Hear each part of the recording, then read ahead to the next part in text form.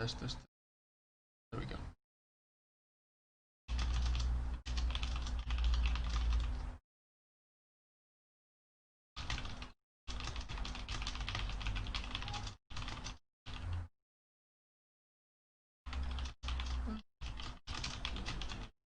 There we go. Alright, that's not what I meant.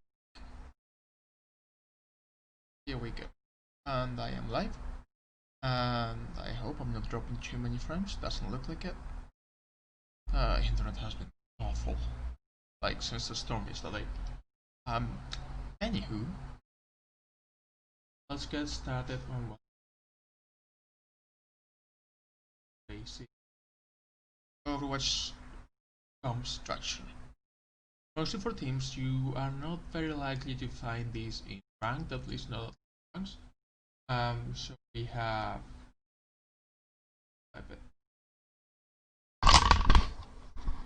fuck.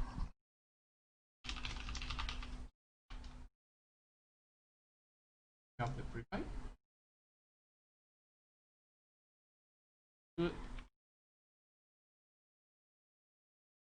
That's good enough.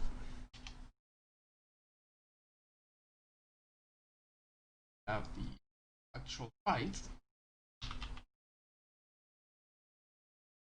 We have,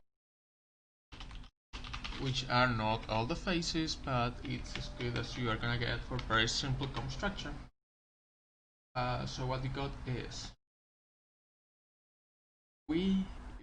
teams usually have 3 different colors.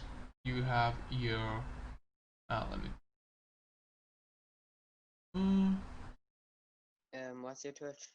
Oh right, let me link that.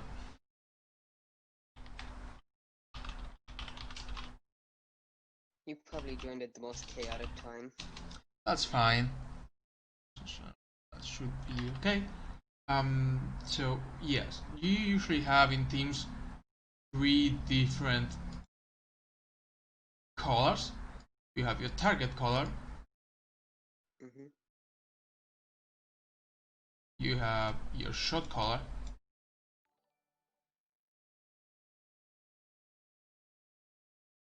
Also in-game reader. And you have your ult tracker. Forgive my awful handwriting. So long as you can read it, it should be fine. So we've got, in the pre-fight we have, let me go over what these do one by one real quick. So you got your target color. This one is pretty obvious. Target color just calls target. It is usually the main tank, because the main tank is at the front, has the lowest range, usually has very little mobility, lead with the front line. 90% of the time your main tank is going to be target calling. So everyone in the team just listens to the main tank when they are target calling. Your main tank dies, then it's the off tank. In very rare cases it's the off support when they are playing Zen and you feel that the Discord is most important. Well, let me know you. Yeah, 90% of the time it's the main tank that does the target calling. As for shot calling, shot calling is usually left to whoever has the most knowledge of the game. Shot calling is basically making the plan. So if you're gonna grab dragons, you say we're gonna grab dragons. If you're gonna take a dry fight, you say you're gonna take a dry fight. That's usually how you. That's usually what the shot caller has. You just have someone who understands this game, who has a reasonable idea of what to do and where the map position of the team is. If you want to take a dry fight, if you need to stall the point, what do you need to do, and they just come up with a plan. And the ult tracker is pretty simple. Shot caller can technically be everyone. Like, there is no role in particular that does shot calling. I used to do shot calling as main tank. Fun fact. I know that a lot of Overwatch League teams have their off supports do the shot calling, but it really depends on the team and the dynamics and whoever knows most about the game. Usually also comp swaps, you come from the shot caller. And DL trackers with the easy, just usually the main support. It can be done by everyone, but in most teams it is the main support, like your Lucio or your Brigitte most of the time. I guess you Baptiste if you're playing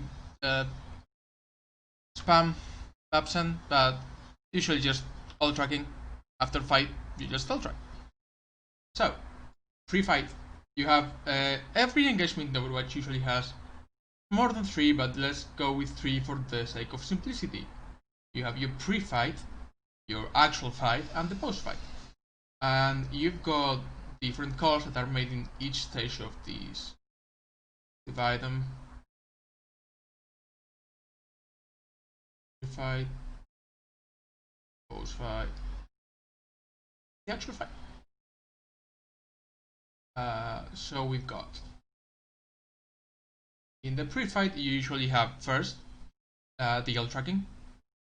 Write that down. You just do DL tracking. What tools do they have? What tools do we have? That's basically all you would do with DL tracking. You have your plan making. What's the plan?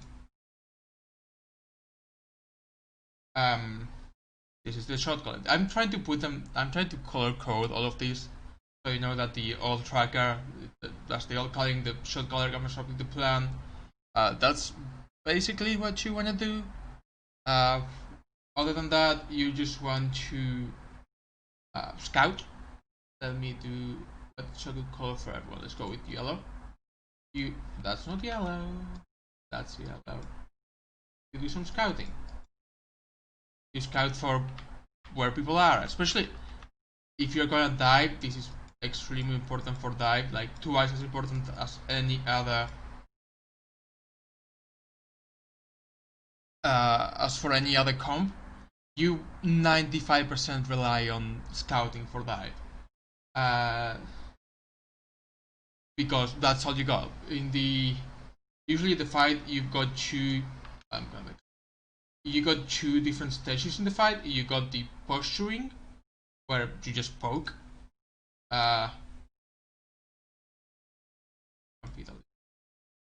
Poke and engage.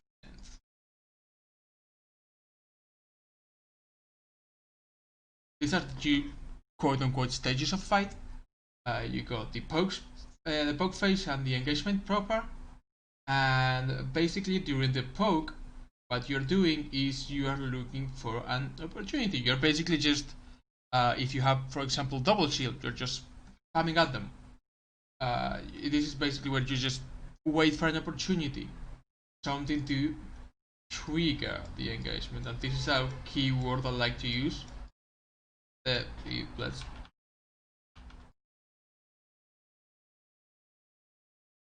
a trigger. So yes, you got the fight, you got the poke. During this fight, what you usually call is just abilities, that kind of stuff, whatever is used.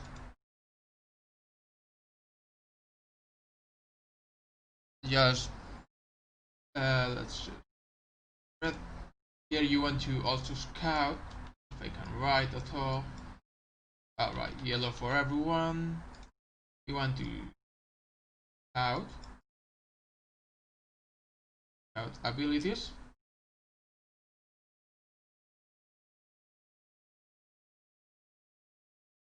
And you want to scout positions.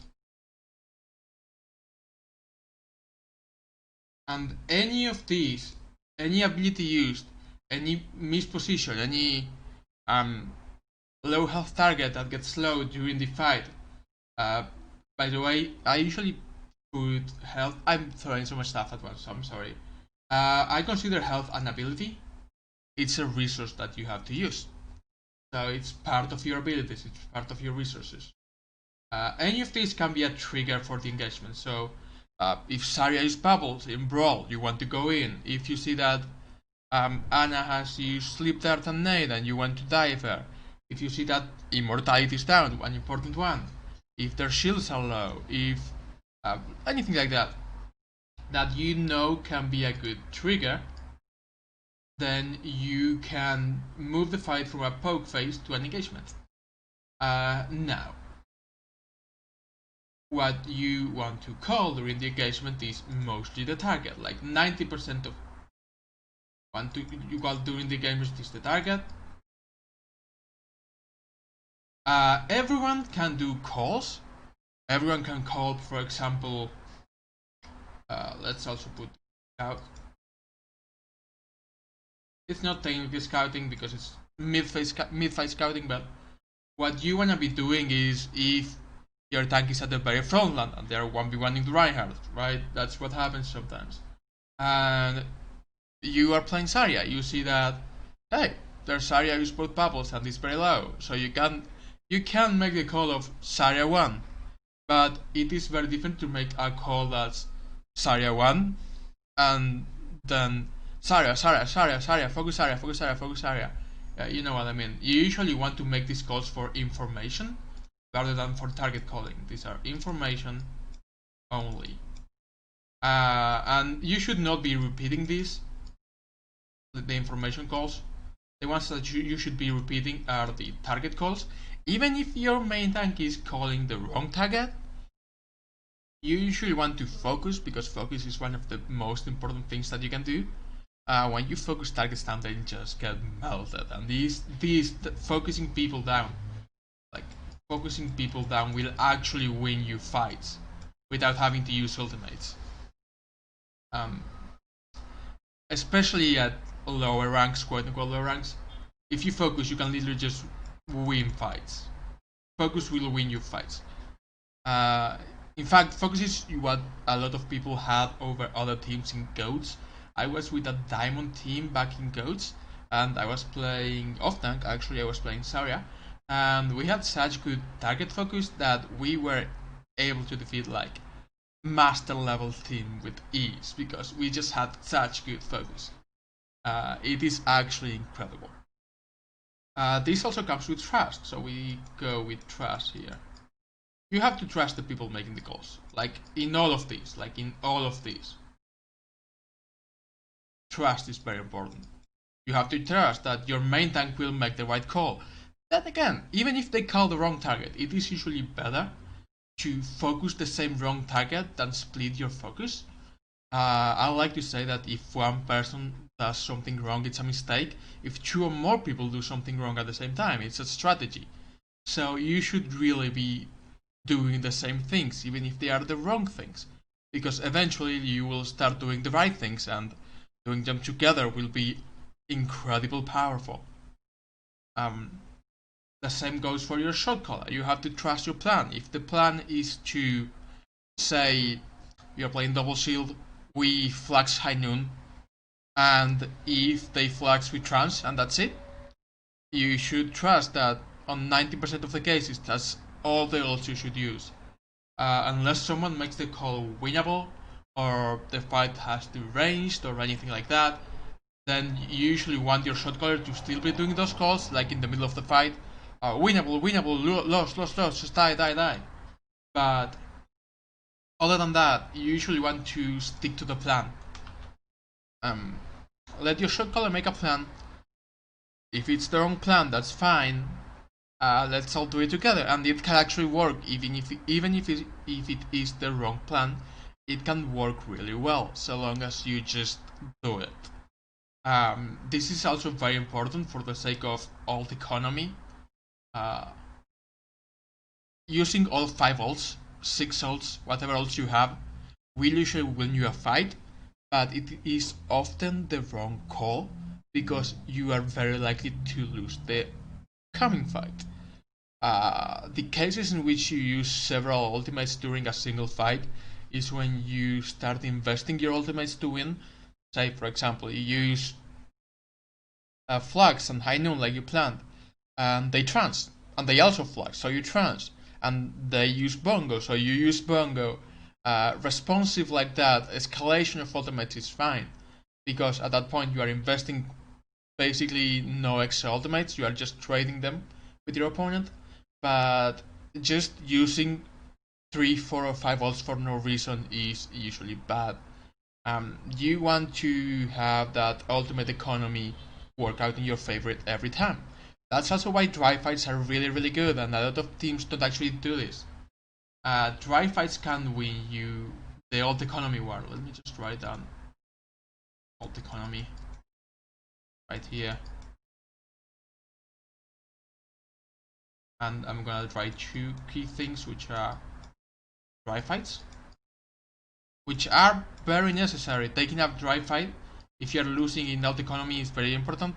You want to force one of 2 ults out of them. You can even use one ult, like, I don't know, you have throwaway ults like Baptiste's window, and you want to use it to try to get 1 or 2 ultimates out of them. That's usually worth it, because it is both an ult that charges, like it has a very fast high charge rate. You are gonna get the window back very quickly. While if they use, I don't know, say even lamp and high noon, then you are already getting an advantage. And the other one is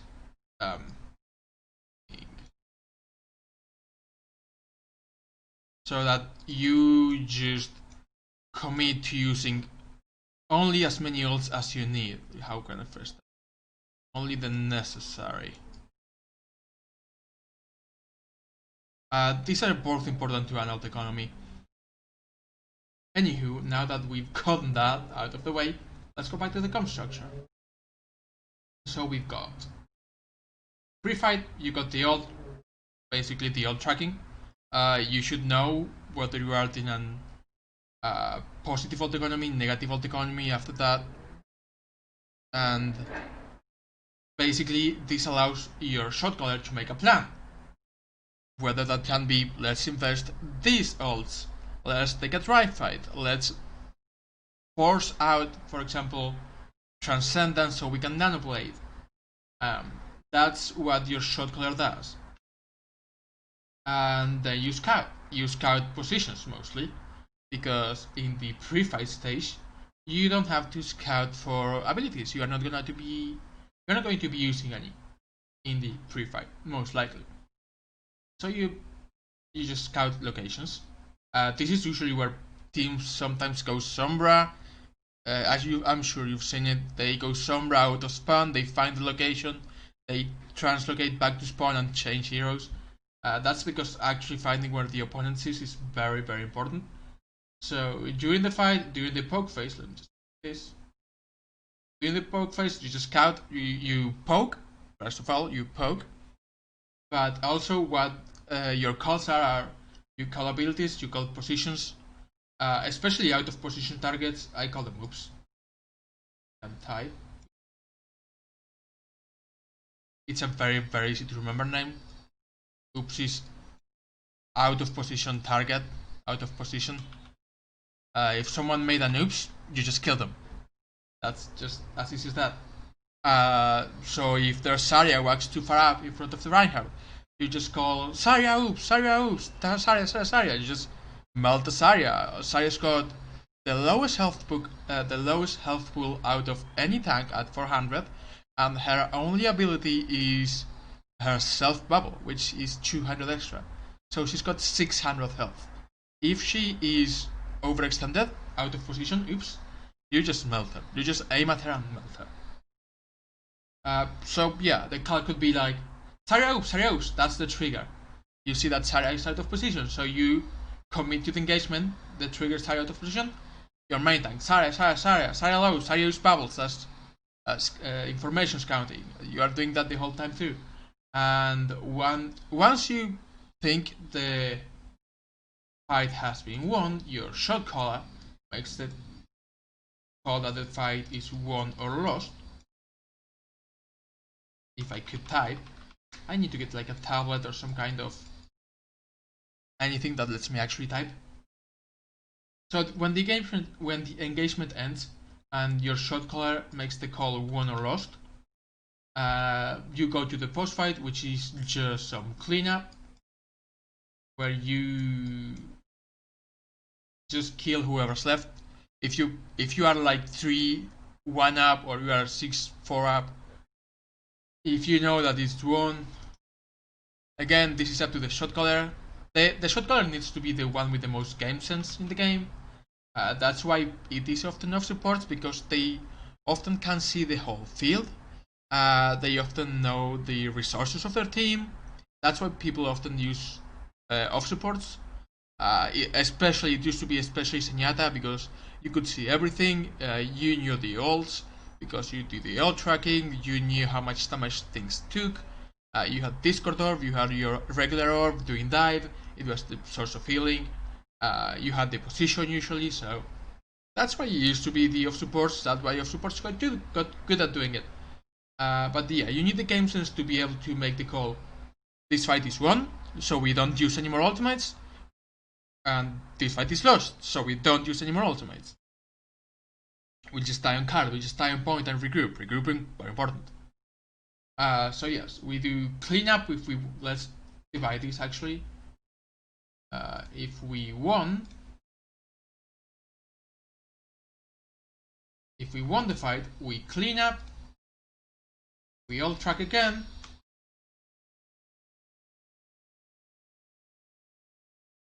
and we move back to the scouting.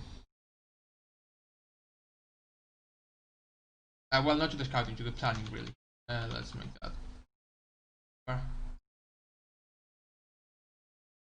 We lost. Instead of cleanup, you regroup. And again, you just do the old tracking again. And you move on to the plan.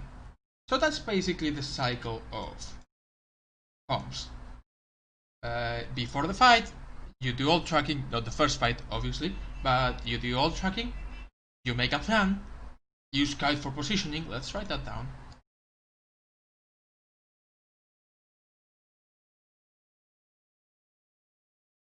You scout for positioning, and you just start poking. You take your position, you start slowly getting ground, depending on the composition. If you're going to play dive, there is basically no poke phase, that's why scouting is so important. On dive, you just jump from scouting to engagement, because the trigger is the positioning basically. That Ana is in such location, we all dive the Ana, we kill the Ana, we get out. So there is no poke phase. But let's remove that because we are not talking compositions, we are talking com structure. So yes, you scout the positioning, you start poking, you exchange damage, mid, long range, whatever range you are playing. You scout for abilities and positioning. Whenever you see a trigger, be it using abilities, an out of position target, low health, actually just that they drop from the high ground, because position and health are actually resources in this game. So if they have the high ground and you pressure them off the high ground and they drop to the low ground, that can be a trigger as well. So you trigger, your main tank calls the focus. Everyone makes the focus at the point of engagement. We use the ultimates we have planned to use. We scout for information, like at this point it's not going to be positioning, it's going to be resources like HP and shields. And abilities, I guess. No, actually I'll go with resources and cooldowns.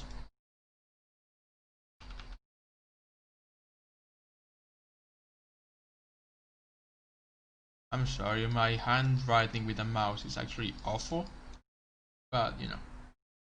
So yeah, during the fight, during engagement, you use the ultimates you have planned to use. Your main tank calls the focus.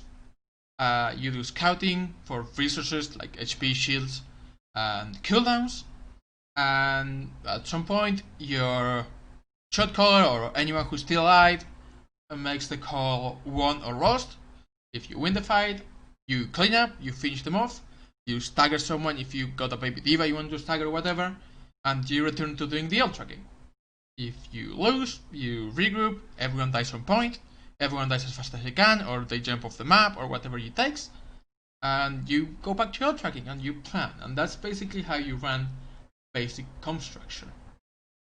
As for all these extra things I put, Basically just remember that the target color in 95% of the cases is the main tank, because for example on Reinhardt you cannot see anything that's behind you, you have no mobility, you have the lowest range out of like anyone in the team, so you are always calling what you are hitting with your big hammer, and people should be focusing that to try to kill it.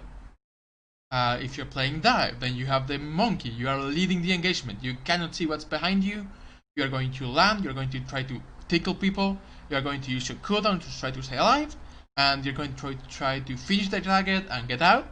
So again, you are just calling the target, you jump in, tickle tickle, try to get out if you can after killing target. And with Orisa, it's usually just calling shields, honestly. It's kind of lame, but that's how Orisa works. You just burn the shield usually. You can make some really cheeky plays with pulls, but also just focus on the shields for now. The shot caller depends on the team.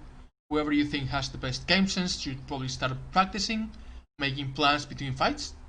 One of the things that's very important is that your shot caller needs to have a very instinctive reaction time.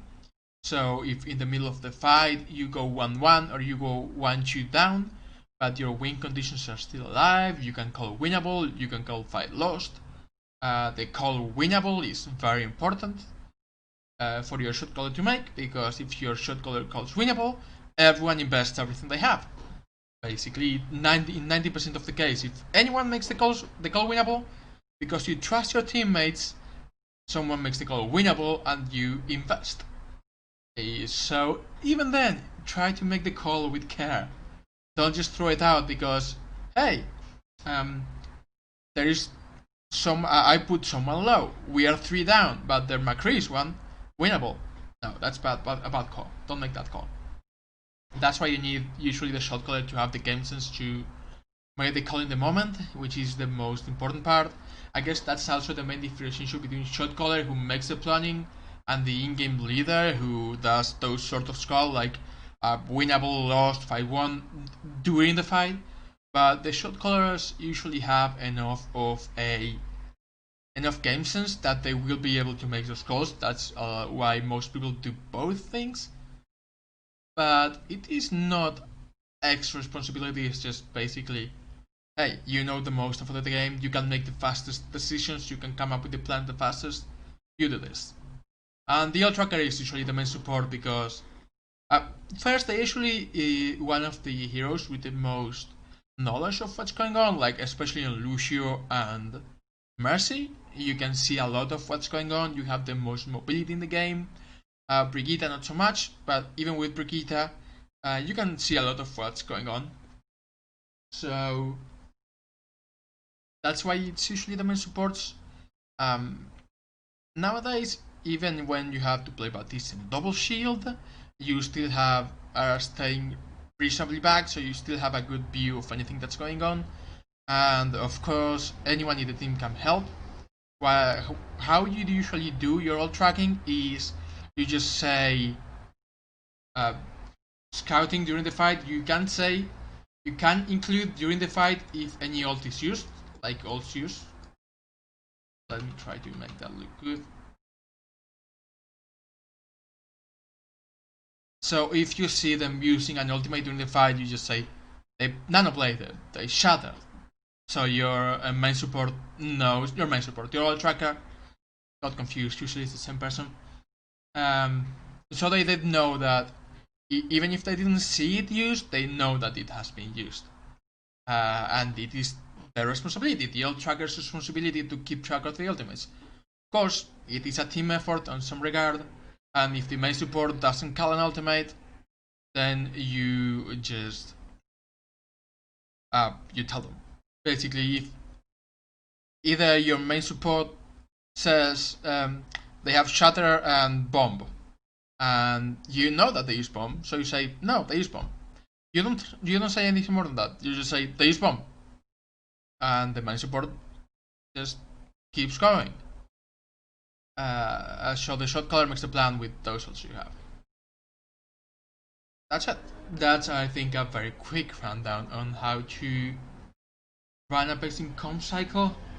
I hope you guys understand most of it. We can definitely work on it. I will save this and post it somewhere, but also I will make a better version of it. Okay, don't trust that I will put all of this, but I will type it out with the typewriter so that you can understand it better. And I think that that's probably good enough for now. I don't want to overwhelm you guys, but if you could start putting, at the very least, start defining these three for your team, and then we can work on proper comms, the cycle and the structure. But having these three,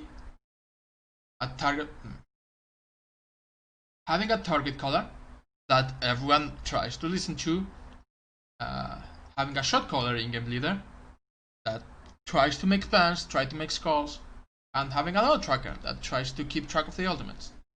Having these three is the first step to comms. Then you have all of this on the left, which is the fight structure and how fights usually go with, regarding comms. Start with having these three. One more thing that I will say is that during this scouting thing, I usually say that, like I said, like information, Saria is slow or whatever, those are usually just one-time things. But I always say that supports are allowed to ignore that rule, because if your Ana is getting flagged by a Genji, you want them to be shouting, I need help, I need help. Well, not I need help. Genji and Ana, Genji and Ana, Genji and Ana. Or Genji or your Ana. So that someone can turn around and peel for them, because chances are that your Ana or your Zenyatta are not gonna survive a 1v1 with a good Tracer or a good Genji. So that's the most likely one to break the rule. You're off support, who's usually playing Ana or Zen. Whenever you are one of those heroes, you are more than allowed to just shout. Please shout for help. Don't be quiet and die. I've had off supports who were really good, but they were quiet, and because they didn't want to interrupt, they just didn't call the flanks when they were getting flanked, and they died very often. And once that got fixed, it improved a lot, because hey, we would not suddenly be down one during the fight, and none of us knew. So yes, that's mostly it. I'm gonna cut this here, and I'm gonna just to have this a separate pod. I'm gonna post it somewhere, and if I can, in a little bit, I might do an actual gameplay review. But I want to have this on its own pod, so that people can watch it. It's just half an hour. It should be enough, I think. Okay. Thank you for coming.